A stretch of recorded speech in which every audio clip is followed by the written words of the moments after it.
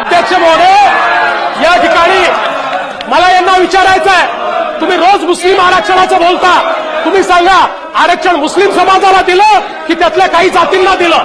मुस्लिम समाजाला आरक्षण दिलेलं नाही अध्यक्ष महोदय, त्यातल्या काही जातींच्या संदर्भात त्यांनी दिलाय। यापूर्वी अध्यक्ष महोदय मुस्लिम समाजातल्या 52 जातींना ओबीसीतलं आरक्षण युतीचं सरकार होतं तेव्हा आम्ही दिलं, युतीच्या सरकारने दिलं अध्यक्ष महोदय।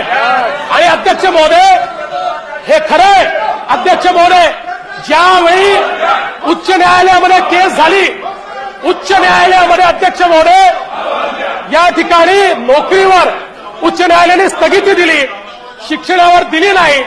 पण अध्यक्ष महोदय ही जरी स्थगिती दिली नाही तरी अंतिम निर्णय दिला नाही। कुठल्याही समाजाला आरक्षण द्यायचं असेल त्यांना मागास घोषित करावं